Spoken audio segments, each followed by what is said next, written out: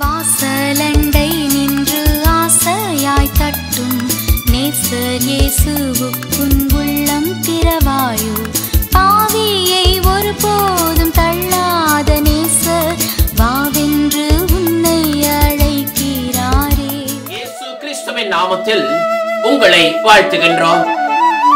நம்பிக்கையின் தேவனிடமிருந்து நம்பிக்கையின் வார்த்தைகளை தரும் ஆசீர்வாத நிகழ்ச்சி நம்பிக்கையின் குரல். You are watching and listening Voice of Hope. நீங்கள் பார்த்தும் கேட்டுக்கொண்டும் இருப்பது நம்பிக்கையின் குரல். வாருங்கள், தேவ ஆசீர்வாதத்தை பெற்றுக் கொள்ளுங்கள். நாடவரும் இரட்சகருமாகிய இயேசு கிறிஸ்துவின் நாமத்திலே உங்களை அன்போடு வாழ்த்துகின்றோம். வாருங்கள், இன்றும் தேவன் உங்கள் வாழ்க்கையிலே நன்மையான ஆசீர்வாதமான காரியங்களை செய்வார். கர்த்தரை நம்புகிறவர்களுக்கு தேவன் நிச்சயமாய் இந்த வார்த்தைகளுக்கூடாய் தேவன் உங்களுக்கு கிரியை செய்வார். ஆதரிப்பார் யாரும் இல்லை என்று நீ ஆதரை நீதினில் அலைந்திடுவாயோ. காணாத ஆட்டை தேடி வந்த மேய்ப்பர் கண்டுன்னை மந்தையில் சேர்த்திடுவார். காணாத ஆட்டை தேடி வந்த மேய்ப்பர் கண்டுன்னை மந்தையில் சேர்த்திடுவார்.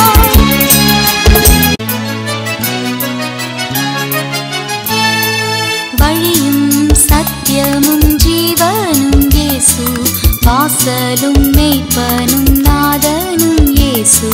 இயேசு அல்லால் வேறு ரட்சிப்பு இல்லை, ரட்சண்ய நாளின்றே வந்திடாயோ. இயேசு அல்லால் வேறு ரட்சிப்பு இல்லை, ரட்சண்ய நாளின்றே வந்திடாயோ.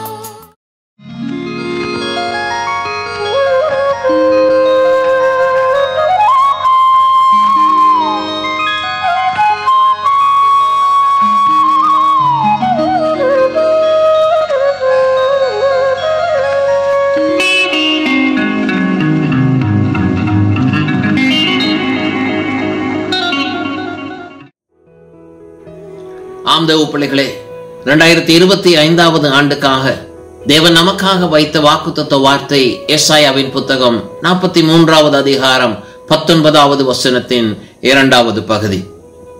நான் வனாந்தரத்திலே வழியையும் அவாந்தர வழியிலே ஆறுகளையும் உண்டாக்குவேன். எனக்கு அருமையான தேவ பிள்ளைகளே, வனாந்தரமான ஒரு சூழ்நிலையிலே சுற்றிலும் எந்த விதமான ஒத்தாசைகளும் உதவிகளும் மற்றவர்களாய் ஒரு தனிமையான நிலையிலே காணப்படுகிறீர்களா? மனிதர்களிடத்திலே, நண்பர்களிடத்திலே, உறவுகளிடத்திலே உதவிகளையும் ஒத்தாசைகளையும் உறவுகளையும் எதிர்பார்த்து வறுமையான ஒரு நிலையிலே தோற்று போனவர்களாய் நீங்கள் நிற்கிறீர்களா? அருமை சகோதரனே, சகோதரியே, நம்முடைய வாழ்க்கையிலே அப்படிப்பட்ட ஒரு சூழ்நிலை வருகின்ற பொழுது எல்லா நிலைகளிலும் நமக்கு இருக்கின்ற ஒரே ஒரு நம்பிக்கை கர்த்தராகிய தேவன் ஒருவர் மட்டுமே. அந்த தேவன் மட்டும்தான் தேவ பிள்ளைகளை கடினமான நிலையில் நாங்கள் இருக்கிற பொழுதிலும் நம்முடைய வாழ்வின் எல்லா சூழ்நிலைகளும் எல்லா வேளைகளிலும் நம் அருகில் நின்று நமக்கு உதவி செய்கின்ற ஒரு தேவனாய் அவர் இருக்கிறார். ஆகவே கடந்த வாரத்திலே நாம் தியானித்தோம், நீதிமான்கள் ஆக்கப்பட்டு சமாதானத்தை பெற்று தேவ மகிமை அடைவோம் என்கிற ஒரு நம்பிக்கையிலே நாம் கடந்து வருவோமாக இருந்தால் தேவ பிள்ளைகளே, இன்றைக்கு இப்படிப்பட்ட ஒரு நெருக்கடியான உதவியற்ற ஒரு தனித்து விடப்பட்ட ஒரு நபராக அல்லது ஒரு சூழ்நிலையிலே ஒரு குடும்பமாக நீங்கள் இருப்பீர்களாக இருந்தால் இன்றைய நாளின் வார்த்தை உங்களை திடப்படுத்தி பலப்படுத்தும் என்று நான் நம்புகிறேன்.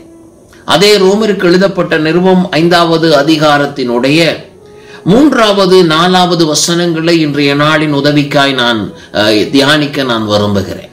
தேவன் நமக்கு இந்த மாதத்துல வாக்களித்திருக்க, வனாந்தரத்திலே வழியை அங்கே உண்டு பண்ணுவேன், வாந்தர வழியிலே ஆறுகளை நான் உண்டு பண்ணுவேன். இங்கே தேவன் எதை செய்ய நினைக்கிறார்? எவைகளெல்லாம் வெறுமையாய் வறட்சியாய் காணப்படுகிறதோ, எவைகளெல்லாம் நம்பிக்கையே தர முடியாத வெற்று நிலங்களாய், வெற்று சூழ்நிலைகளாய், வெறும் சூழ்நிலைகளாய் காணப்படுகிறதோ, அங்கே கர்த்தர் சொல்லுகிறார், நான் உனக்கு கிரியை செய்வேன், அவைகளை புதுப்பிப்பேன், அவைகளை உயிர்ப்பிப்பேன், அவைகளை மீண்டும் எழ பண்ணுவேன், உயிர் அடைய பண்ணுவேன் என்று தேவன் அங்கே நமக்கு வாக்களிக்கின்றார். இன்னைக்கு சகோதரனே சகோதரியே, அந்த 3வது வசனம் சொல்லுகிறது, அது மாத்திரமல்ல, உபத்திரவம் பொறுமையையும், பொறுமை பரீட்சையையும், பரீட்சை நம்பிக்கையையும் உண்டாக்குகிறது என்று நாங்கள் அறிந்து உபத்திரவங்களிலேயும் மேன்மை பாராட்டுகிறோம் என்று அங்கே சொல்லுகிறார். அருமையான தேவ பிள்ளைகளே, உபத்திரவம் பரீட்சையாய் வந்து அது நமக்கு நம்பிக்கையை தருகிறதா. அங்கே தேவன் தேவ பிள்ளைகளே நம்மை பரீட்சித்து பார்க்கிற பொழுது அந்த தேவனுடைய கிரியை, அந்த உபத்திரவத்தின் நடுவிலே கர்த்தருடைய அதிசய கிரியை, தேவனுடைய வழிநடத்தல், அவருடைய அந்த ஆச்சரியமான கரங்களினாலே நம்மை பிடிக்கின்ற அந்த அனுபவம் எல்லாவற்றையும் பெற்றுக்கொண்டு தேவ பிள்ளைகளே அங்கே நாம் கர்த்தருடையவர்கள் என்பதையும், தேவன் நம்மோடு இருக்கிறார் என்பதையும் நாம் அறிந்து அவரை இன்னமும் நம்பும்படியாக இந்த பரீட்சைகள், இந்த உபத்திரவத்தின் பாதைகள் நமக்கு உதவி செய்கிறதாய் அவைகள் காணப்படுகிறது. ஆகவேதான் இங்கே தேவ மனிதர் சொல்லுகிறார், உபத்திரவங்களிலேயும் நாங்கள் மேன்மை பாராட்டணும். இதை வாசிக்கிற பொழுது எப்படி ஐயா உபத்திரவங்களில் மேன்மை பாராட்ட முடியும்? அந்த உபத்திரவங்களிலேயும் நாம் எப்படி தேவனை மகிமைப்படுத்த முடியும், அதை நன்மை என்று சொல்ல முடியும் என்று கேட்டால், வேதம் சொல்கிறது, யாரெல்லாம் நீதிமான்கள் ஆக்கப்பட்டு யாரெல்லாம் கிறிஸ்துவுக்குள்ளே தேவனாலே சமாதானம் பெற்றிருக்கிறார்களோ அவர்கள் தேவ மகிமை அடைவோம் என்கிற நம்பிக்கையிலே அவர்கள் தங்கள் உறுதியாய் நம்பிக்கொண்டிருப்பார்களாக இருந்தால் அந்த உபத்திரவத்திலும் அவர்கள் மேன்மை பாராட்டுவார்களாம். ஏனென்றால் எனக்காக யாவையும் செய்து முடிப்பார், தேவன் செயலை ஏற்றுக்கொள்ளும்படியாக நான் முழுவதுமாக நான் எதிர்பார்த்து காத்திருக்கிறேன் என்று அவர்கள் விசுவாசித்து சொல்ல முடியுமா? எனக்கு அருமையான சகோதரனே சகோதரி, இன்றைக்கு அங்கே வேதம் சொல்லுகிறது, கர்த்தருடைய பிள்ளைகளுக்கு தேவன் செயல்பட தேவன் ஆயத்தமாயிருக்கிறார். அங்கே அதே அதிகாரம் 5வது அதிகாரத்திலே 5வது வசனம் சொல்லுகிறது, எப்படி மேன்மை பாராட்ட முடியும் என்று கேட்டால், மேன்மை பாராட்டுவதற்குரிய கிருபையை அல்லது பலத்தை யார் கொடுக்கிறார்கள் என்றால் 5வது வசனம் சொல்லுகிறது, மேலும் நமக்கு அருளப்பட்ட பரிசுத்த ஆவியினாலே தேவ அன்பு நம்முடைய இருதயங்களிலே ஊற்றப்பட்டிருக்கிறபடியால் அந்த நம்பிக்கை நம்மை வெட்கப்படுத்தாது. அந்த நம்பிக்கை நம்மை வெட்கப்படுத்தாது. வேதம் சொல்லுகிறது தேவ பிள்ளைகளே, அங்கே அருளப்பட்ட பரிசுத்த ஆவியும் ஊற்றப்பட்ட தேவ அன்பும் எங்களுக்குள் இருக்கின்ற பொழுது நமக்கு உபத்திரவங்கள் நடக்கிற வேளையிலும் நமக்கு ஒரு நம்பிக்கை இருக்கிறது, தேவ மகிமை அடைவோம் என்கிற நம்பிக்கை. கிறிஸ்துவுக்குள் வெற்றி அடைவோம், வெற்றியடைய பண்ணுவார் என்கிற நம்பிக்கை தேவ பிள்ளைகளே அங்கே உள்ளே இருக்கின்ற பொழுது இந்த இரண்டும், அதாவது பரிசுத்த ஆவியும் அங்கே தேவனாலே ஊற்றப்பட்ட தேவ அன்பும் தேவ பிள்ளைகளே அங்கே உள்ளே இருக்கிற பொழுது நாம் உபத்திரவங்களிலும் தைரியமாய் இருக்க கர்த்தர் நமக்கு உதவி செய்கின்றார். இந்த சாத்ராக் மேஷாக் ஆபேத்நேகோவை குறித்து நாம் படிக்கிற பொழுது அவருடைய வாழ்க்கையில இப்படிப்பட்ட ஒரு மகத்தான ஒரு காரியத்தை அவர்கள் செய்ததை நாங்கள் படிக்கின்ற பொழுது அங்கே தேவ பிள்ளைகளே அந்த சம்பவத்தை, அதாவது எரிகிற சூளையிலே அவர்கள் எரியப்பட்டபடியாக ஒப்பு கொடுக்கப்படுகிறார்கள். ஆனாலும் நாங்கள் அங்கே சிலையை ஆராதிப்பதில்லை என்று சொல்லி அவர்கள் தேவனுக்காய் வைராக்கியமாய் நின்றார்கள். அதன் பின்பதாய் அவர்கள் மேன்மையான அனுபவத்தை பெற்று அவர்கள் எந்த விதமான தீங்கும் இல்லாமல் வெளியே வந்தார்கள் என்று சொல்லி நாம் அந்த சம்பவத்திலே படிக்கிறோம். அந்த சம்பவத்தை படித்து அதன் மூலமாய் நாம் அறிந்து கொண்ட பெற்றுக்கொண்ட செய்தி என்ன? விசுவாசிக்கிற பொழுது, தேவனுக்காய் நிற்கிற பொழுது, சாட்சியாய் நிற்கிற பொழுது தேவன் நமக்காக வாதாடுகிற, வழக்காடுகிற, செயல்படுகிற, நம்மோடு இருக்கிற தேவனாய் இருக்கிறார் என்பதை நாம் அங்கே அறிந்து கொண்டோம், கற்றுக்கொண்டோம். அதை பார்த்து தேவ பிள்ளைகளே எங்கள் விசுவாசத்தை வளர்த்துக் கொள்ள அது நமக்கு உதவியாய் இருக்கிறது. ஆனால் இங்கே இவருடைய வாழ்க்கையில இன்னும் ஒரு காரியத்தை நாம் பார்க்க வேண்டும். இங்கே சாத்ராக் மேஷாக் ஆபேத்நேகோ இந்த 3 பேரும் என்ன செய்கிறார்கள்? தேவன் எங்களை வெட்கப்படுத்த மாட்டார் என்பதை நன்றாய் அவர்கள் திடமாய் நம்பினார்கள். வேதம் சொல்லுகிறது அந்த நம்பிக்கை நம்மை வெட்கப்படுத்தாது. இந்த நாளில உங்க மனதிலே உறுதியாக இதை எடுத்துக்கொள்ளும்படி நான் விரும்புகிறேன். இதை கேட்டுக்கொண்டிருக்கிற சகோதரனே சகோதரியே, உங்களுடைய வாழ்க்கையிலும் இன்றைக்கு தேவ பிள்ளைகளே இப்படியாக உங்கள் இருதயத்திலே நீங்கள் நம்பிக்கை கொள்ள வேண்டும் என்று நான் விரும்புகிறேன். தேவன் உங்களை வெட்கப்படுத்துவதற்கு அல்லது வெட்கப்படும்படி அனுமதிக்க மாட்டார் என்பதை விசுவாசியுங்கள். நீங்கள் வெட்கப்படுவதில்லை என்பதை நம்புங்கள். காரணம், தேவன் உங்களுக்காய் கிரியை செய்ய தேவன் விரும்புகிறார். கர்த்தர் செயல்படும்படி தேவன் ஆயத்தமாய் இருக்கிறார். நீங்கள் நீதிமான்கள் ஆக்கப்பட்டவர்கள், கிறிஸ்து மூலமாய் சமாதானத்தை பெற்றுக் கொண்டவர்கள். அந்த நம்பிக்கையை கர்த்தர் உங்களுக்கு கொடுத்திருக்கிறார். அவருக்குள் வாழ்கிற பொழுது அவரை நோக்கி பார்க்கிறவர்கள் அங்கே அவர்கள் வெட்கப்படுவது இல்லை என்று சொல்லி தேவ பிள்ளைகளை தேவன் நம்மை நடத்தும்படி தேவன் ஆயத்தமாய். ஆகவே நீங்கள் வெட்கப்படுவதில்லை என்பதை விசுவாசியுங்கள். இன்றைக்கு அநேக இடங்களிலே, அநேக குடும்பங்களிலே, அநேக மனிதர்கள் இன்றைக்கு செய்கிற ஒரு பெரிய தவறான காரியம், ஒரு பிரச்சனை வந்துவிட்டால் அல்லது ஒரு சூழ்நிலை வந்துவிட்டால் நாங்கள் வெட்கப்பட்டு விடுவோமே. மற்றவர்களுக்கு முன்பதாக நாங்கள் எப்படி முகம் கொடுத்து நாங்கள் பேச முடியும்? மற்றவர்களுக்கு முன்பதாய் சமுதாயத்திலே, குடும்பங்களுக்குள்ளே, மற்றவர்களுக்குள்ளே நாங்கள் எப்படி போக முடியும்? எப்படி நாங்கள் அவர்களுக்குள்ளே நாங்கள் பழக முடியும் என்று நினைத்து தேவ பிள்ளைகளே தங்களை தாங்களே அங்கே கெடுத்துக் கொள்ளுகிறவர்கள் இருக்கிறார்கள். அநேகர் தங்களுடைய வாழ்க்கையை சூசைட் மூலமாக மரணங்களை, தற்கொலைகளை செய்யக்கூட அநேகர் அங்கே துணிகிறதை நான் அறிந்திருக்கிறேன். காரணம், நாங்கள் வெட்கப்பட்டு விடுவோம் என்று அவர்கள் பயப்படுகிறார்கள். இன்றைக்கு அருமை சகோதரனே, சகோதரியே, இன்றைக்கு தேவன் அவர் மீது நாம் நம்பிக்கை வைத்திருப்போமாக இருந்தால் நீங்கள் வெட்கப்படுவதில்லை என்பதை அங்கே நீங்கள் அறிந்திருங்கள். அந்த நம்பிக்கை உங்களை வெட்கப்படுத்தாது. காரணம், தேவ பிள்ளைகளே, தேவன் நமக்காக கிரியை செய்ய தேவன் ஆயத்தமாய் இருக்கிறார். கடந்த வாரத்திலே பெரும்பாலுள்ள ஸ்திரியை குறித்து நாம் தியானித்தோம். அந்த பெரும்பாலுள்ள ஸ்திரியுடைய வாழ்க்கையிலும் அப்படித்தான் தேவ பிள்ளைகளே. அவள் இப்பொழுது வெளியே வந்து விட்டாள்.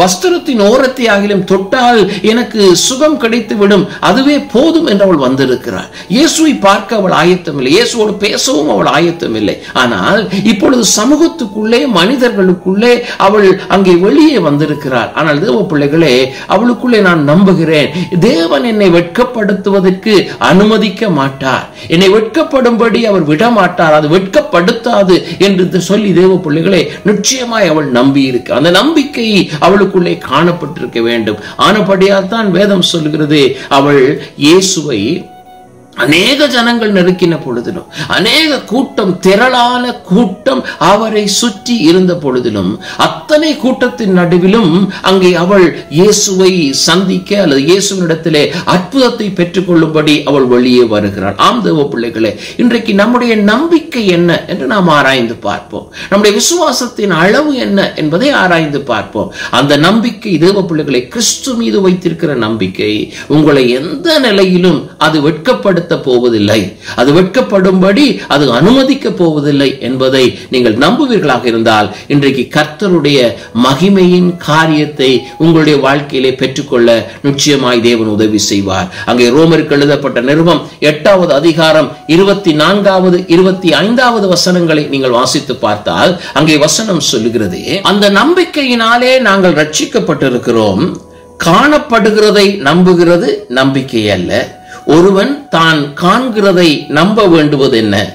நாம் காணாததை நம்பினோமாகில் அது வருகிறதற்கு பொறுமையோடு காத்திருப்போம் என்று வசனம் சொல்லுது. காணாததை நம்புவோமா? இன்றைக்கு தேவ பிள்ளைகளே, இன்றைக்கு கர்த்தரிடத்துல முழுவதுமாக நாம் நம்பிக்கை வைத்து நீங்கள் நீதிமான்கள் ஆக்கப்பட்டு சமாதானத்தை பெற்று தேவ மகிமை அடைவோம் என்கிற நம்பிக்கை உங்களுக்குள் காணப்படுமாக இருந்தால் இன்றைய நாளில் தேவ பிள்ளைகளே, எப்பேற்பட்ட நிற்கதியான தனித்து விடப்பட்ட ஒரு சூழ்நிலையிலும் தேவனுடைய மகிமையின் ஆசீர்வாதத்தை, அவருடைய செயலை உங்கள் வாழ்க்கையிலே நீங்கள் பார்க்க முடியும்.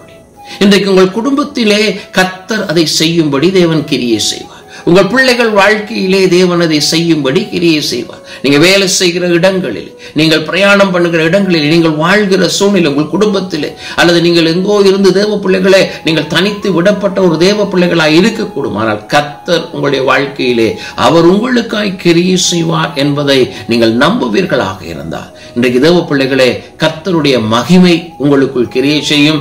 தேவனுடைய செயல் உங்களுக்காய் அங்கே கடந்து வரும். கர்த்தர் உங்களுக்காய் உண்டாக்குகிற வழிகளை நீங்கள் காண்பீர்கள். அந்த வழிகளிலே நீங்கள் ஆச்சரியமாய் கொண்டு செல்லப்படுவீர்கள். ஆகவே விசுவாசியுங்கள், கர்த்தரையே நம்புங்கள். தேவன் இந்த நாளில உங்களை தேவன் ஆச்சரியமாய் நடத்துவாராக. ஜெபிப்போமா? அன்பின் பரலோக தகப்பனே, இந்த நல்ல வேலைக்காக ஸ்தோத்திரம். உம்முடைய ஆச்சரியமான வழிநடத்தலுக்காய் நாங்கள் நன்றி செலுத்துகிறோம். தேவ கிருபை, தேவ மகிமை அடையும்படியாய் உம்முடைய பிள்ளைகள் ஆண்டவரே ஒரு நிற்கதியான நிலையில் நிற்கிற பொழுது கர்த்தருடைய சமூகம், தேவனுடைய ஆறுதல், தேவனுடைய தயவு ஆண்டவரே உம்முடைய பிள்ளைகளுக்காய் கடந்து வரும்படியாய் நாங்கள் ஜெபிக்கிறோம். ஒவ்வொருவரையும், ஒவ்வொரு குடும்பங்களையும், ஒவ்வொரு தனிப்பட்ட நபரையும் ஆண்டவரே எப்பேற்பட்ட நிலையில் இருந்தாலும் தேவரீர் நீர் அவர்களை தாங்கி ஆண்டவரே அவர்களை அரவணைத்து கர்த்தாவே உம்முடைய சமூகத்தில் உமோடு கூட இணைத்து வெற்றியாய் ஆண்டவரை விசுவாசத்தோடு தைரியத்தோடு ஓடக்கூடியதாக அவருடைய வாழ்க்கையில தேவன் உதவி செய்யும்படியாய் என் இயேசுவின் நாமத்தில் ஜெபிக்கிறோம் எங்கள் நல்ல பிதாவே. ஆமென், ஆமென். ஆம் சகோதரனே, சகோதரியே, மீண்டும் ஒரு தேவ வார்த்தையோடு தேவ செய்தியோடு உங்களை சந்திக்கும் வரை கர்த்தர் தாமே உங்களை ஆசீர்வதிப்பார் என்று கூறி உங்களிடத்திலிருந்து விடை பெறுகின்றோம்.